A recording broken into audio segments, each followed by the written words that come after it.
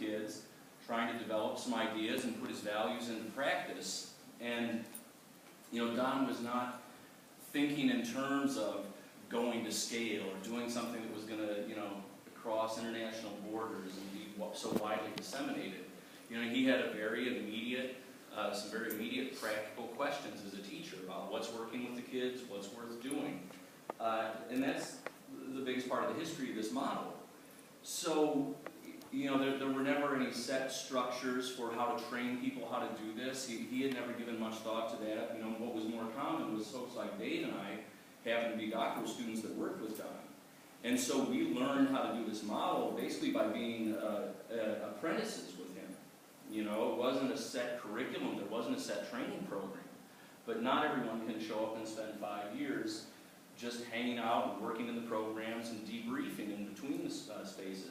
And then there are other folks like Tom and Barry who have sought Don out over the years and made a concerted effort to figure out how can we spend time together, how can I get your input. And Sarah obviously has done this too. I mean, there's that range of people who have figured out how they can really connect with this model and learn through working with Don. But again, these aren't very formal, structured approaches to training.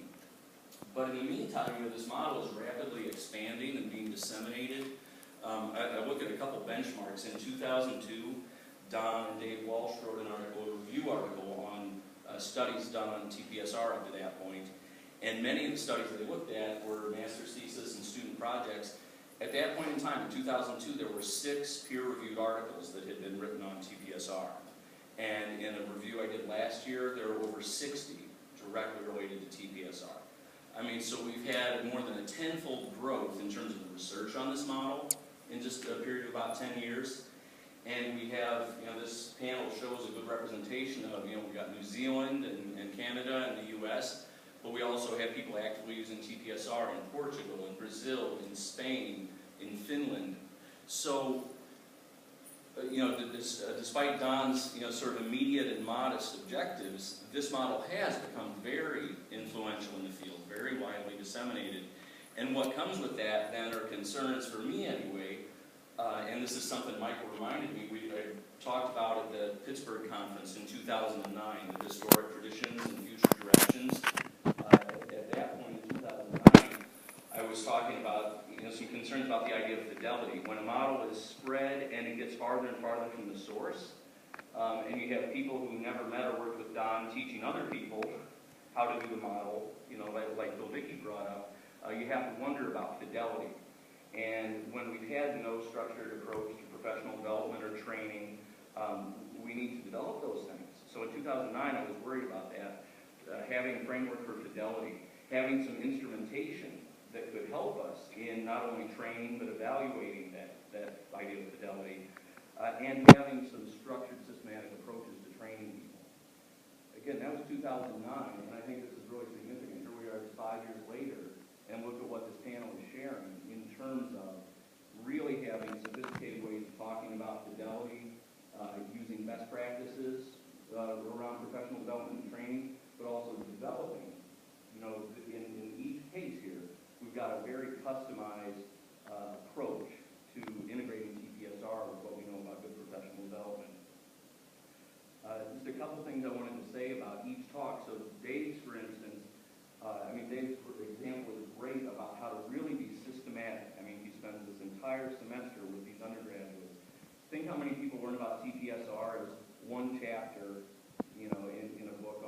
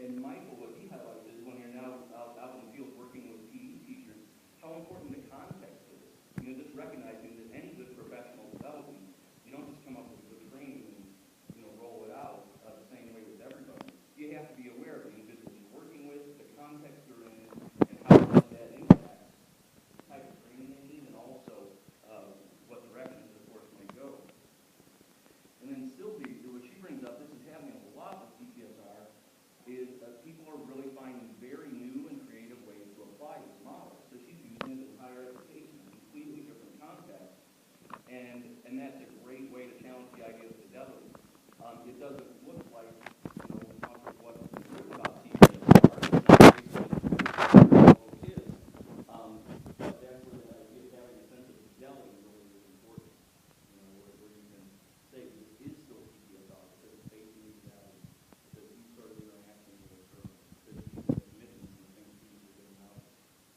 But it looks very different. So how can we pull through the essence of the model, even though the application of it might really be tailored? And then, Tom has given us this idea of community-based studies, which I really agree with that. There's so many of us that work in after-school programs, YMCA, Boys and Girls Clubs, and GS. And there are so many people out there that they're great people and they have good intentions, but they've never received any really systematic training. In the United States now, the YMCA, and that's an international organization, they've reframed their commitments, and they have 3 pillars now. One of them is development. It's one of the pillars of the YMCA organization. But I often wonder when I work in YMCAs, how are they training people to deliver on that and to really create opportunities? So that is a group that needs very different types of professional development. But if we're going to have the impact we want on kids, they need some structured training and support to be able to do it well. So some of the things that I just wanted to bring up as I look at what point we've come to here in 2014 with what this group represents, some of the things I think we need to keep an eye on definitely is the idea of fidelity. I'm so glad to see how much that's now at the forefront of a lot of people's thinking. But there's always a balance of not becoming rigid.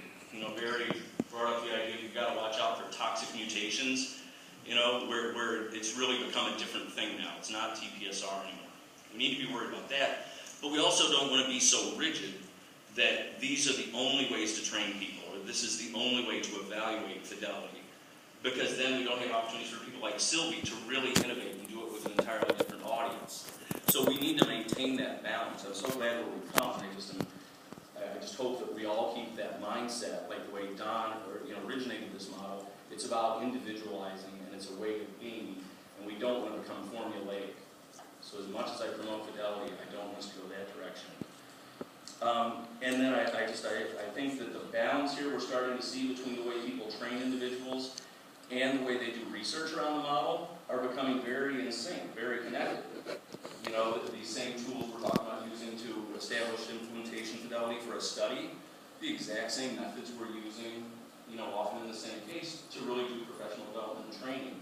So I think that's a really healthy balance, and I hope we can maintain that. And I just think one next step that some of us have started to talk about is we in TPSR research have often, and rightly so, focused on the outcomes for the children that we're working with. I think we're now at a point where we could have studies specifically on what's the impact on teachers of the training. Now that we have really systematic, robust approaches to training people to do TPSR, what impact does that have on teachers? In terms of burnout, in terms of self-efficacy, and things like that. I think now we're just at the point where we can start moving in that direction as one line of research.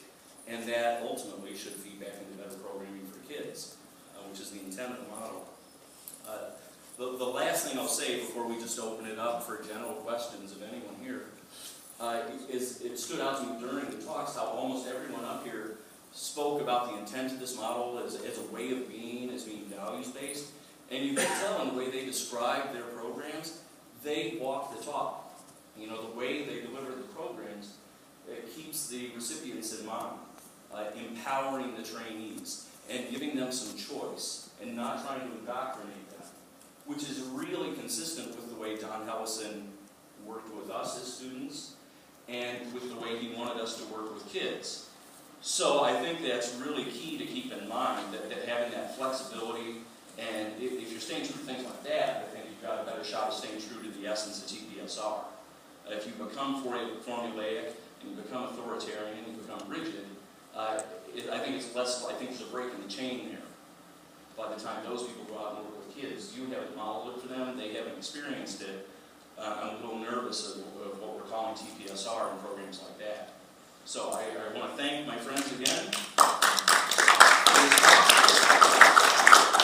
And open it up to the audience for any kind of